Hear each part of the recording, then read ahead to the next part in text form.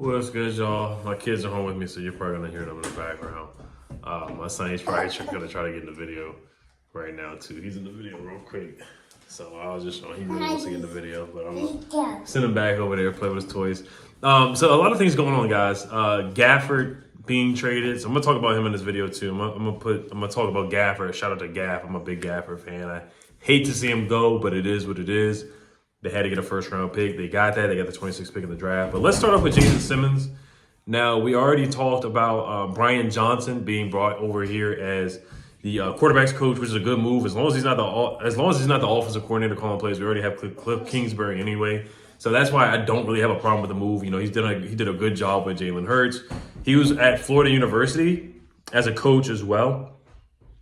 He was the offensive coordinator at Florida, the University of Florida. He also was at Houston as the quarterback's coach as well. Mississippi State, he was the quarterback's coach as well. And he had a good college career, too, as a quarterback. His senior year, he had 27 touchdowns, only 9 interceptions, and had 149.4 quarterback rating as well. I forgot that he played in the NFL, too. But he actually, somebody was saying that Jalen Hurts' dad coached him as well. I can't remember whether it was in high school or in college, but he was at Utah with Urban Meyer as well. So he's the connection there as well. He was the backup to Alex Smith in 2009 as well. So he's been around the game of football for a long time, of course. He played in the UFL with the New York Sentinels, and he was undrafted free agent quarterback that was signed to the Green Bay Packers to their rookie minicamp as well. But like I said, I mean, the Eagles offense, you look at the numbers-wise, they were fine. They were fine numbers-wise. It's just the last couple games of the season, and there was a lot of personalities he had to deal with that, you know, kind of just didn't mesh well, you know, kind of forcing the ball to A.J. Brown a lot. I already talked about that. But A.J. Brown had 5 games with 125-plus passing yards in a row. DeAndre Swift had a 175-yard rushing game. He had a 130-yard rushing game as well. So there's a lot of good things that Brian Johnson did well. Like I said, the Eagles already had the talent there, but he did maximize A.J. Brown for a couple games. Devontae Smith had a couple good games. Dallas Goedert had some good games too. They spread the football around. Even Olametis Zaccheaus got the football a couple times for some big plays as well. It's just things really, really fell off the rails towards the end of the season. And not all of it's on him. You know, the tush push worked well. Just a lot of the quarterback draws, a lot of people didn't like. Quarterback draw. The screen passes are awful. Ended up at like negative 56 yards or something like that. I told you guys in my previous video for the whole season. So I think it's a solid hire for the right position. Like I said, anything higher than really a quarterback's coach or passing game coordinator, the job that he's going to get, that's where I think he should be at right now at this point. He should stay at this point, you know, kind of recalibrate. You know, he didn't have the best time as an offensive coordinator, didn't end well. He can recalibrate, like Dan Quinn said, at this position, and then also he can improve. And then if he improves, he can go somewhere else and get an OC job. He did actually get some interviews for head coaching jobs as well with other teams. Now let's move on to Jason Simmons. They did sign him as the passing game coordinator. Actually, let me pull this up real quick to get this correct. Like we already talked about this earlier. This is per Nikki Javala and Jeremy Fowler had this first. The Commanders are hiring Jason Simmons as defensive backs coach and defensive game pass coordinator. Source confirmed by Jeremy Fowler first. So, and also tonight I will be on Louis T's channel with my guy Rio and Street Scores. That's at 8:30 p.m. Eastern time. I will be on there tonight. We will be talking about all the moves made. We'll definitely be talking about the coaching hire, of course, with Dan Quinn, and all the positional coaching hires as well, and just the state of the Commanders. So that should be a good time, a lot of fun as well. So make sure you guys check out Louis T, Rio, Street Scores, all great guys, all awesome Commanders content creators for sure. So let's talk about Jason Simmons. I talked about Jason Simmons the other day. I don't know if Mike Adams is going to be getting a job, but this definitely means that Al Harris, of course, we already know Al Harris is not coming because Jerry Jones blocked that, and I understand why.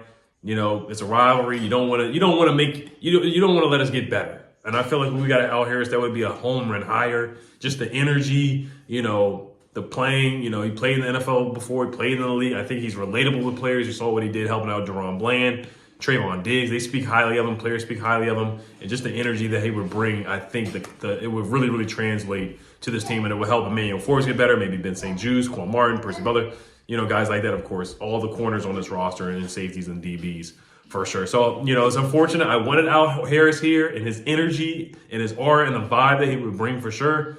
But, you know, I understand why the Cowboys are doing that. They don't want to let us be great, and I get it. It's competition. Still somewhat of a rivalry, so I understand why they blocked our permission to interview Al Harris, and he definitely would have taken a job. He would have taken the other guy too. Would have taken the job, London Wells, as the offensive line coach as well. He definitely would have taken this because Al Harris said he wanted to follow Dan Quinn wherever he went, whether it was XFL, UFL, USFL, flag football. He said everywhere Dan Quinn would go, he wants to follow him. So let's get to Jason Simmons here.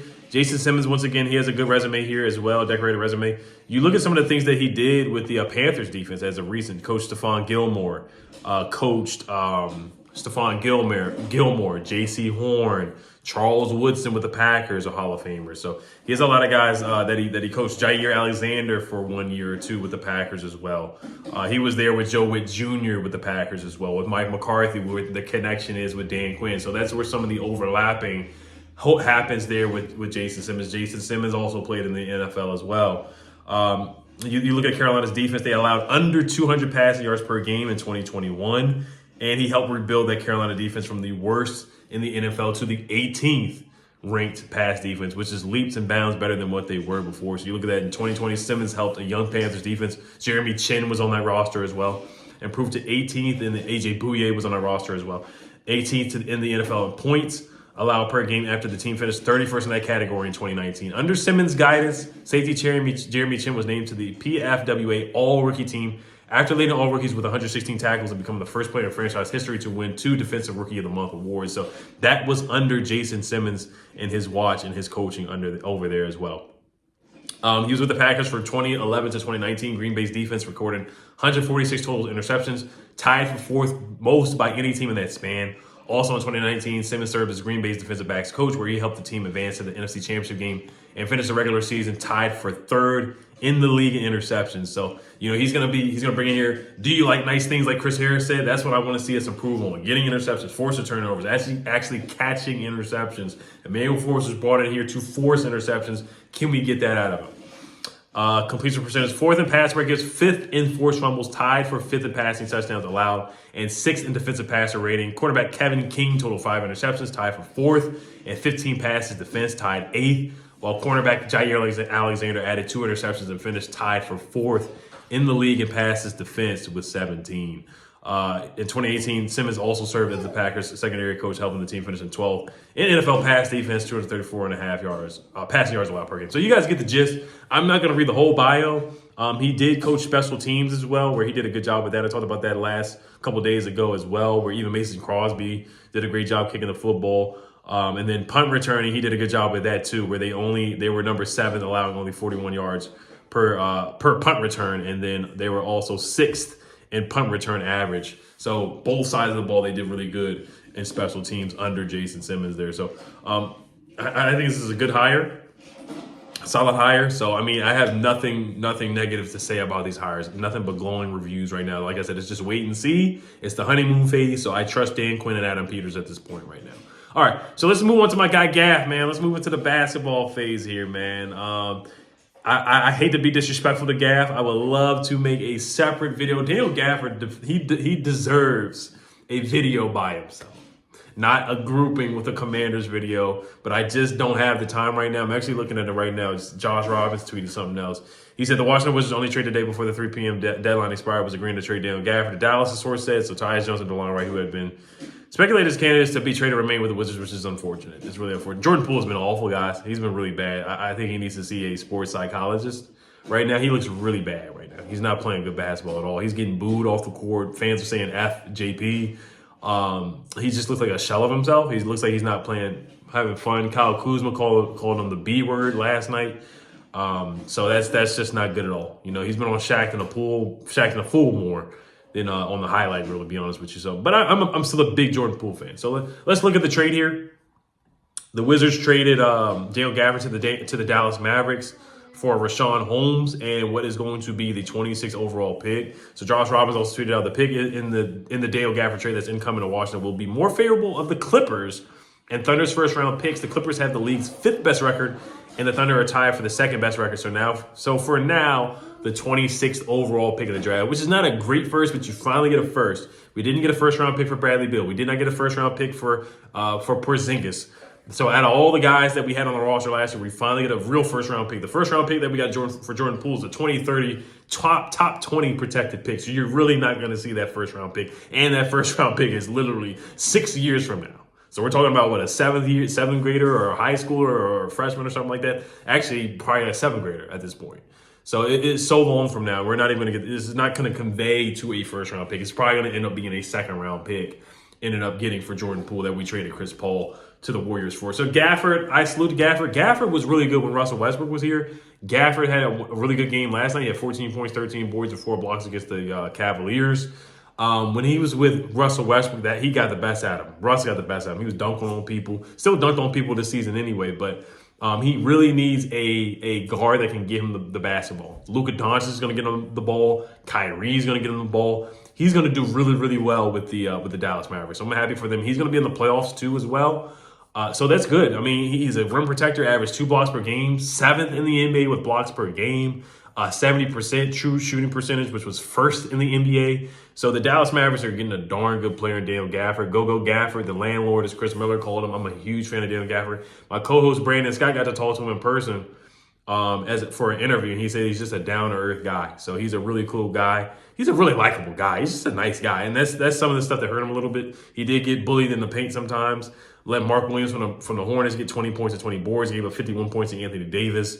I mean, there was just times where the opponent on Prize Picks, every time a center played against us, I took the over on rebounds or points, rebounds, and assists against Gafford because they're going to have a career night against Gaff. It just was what it was. Now, it was unfair what the front office did because he was the only big on the team this past season. It was like Gallo and Muscala, and that was it. So we had no bigs. So Gafford was the only big man to play and really be able to rebound out there. But he did get bullied in the paint sometimes. He just did. It is what it is. Some people called him, I thought he played hard. But I really liked him in the playoffs when we had Russ, when he had a guy that could spoon feed him the basketball. He's making $13 million a year. He's going to turn 26. Now let's look at Rashawn Holmes here. I'm not really high on Rashawn Holmes. He's older as well. Rashawn Holmes is, right now, how old is he? He was a second round pick. Gafford was a second round pick as well. How old is he? He's 30 years old. He's averaging 3 points a game. So to me, it's a downgrade. That's why you got Rashawn Holmes. That's why you got the first round pick added to it. Rashawn Holmes is 6'10", 235 pounds. He basically does the same thing as Gafford, but he's not as athletic as Gafford. He's just not. His best season in the NBA, he averaged 14. Wow, Rashawn Holmes averaged 14 points in a game. 14 points a game. He won Most Improved in 2019. I did not know that. Wow, did he really do that? Or was he a candidate? Because I'm looking at his bio right now.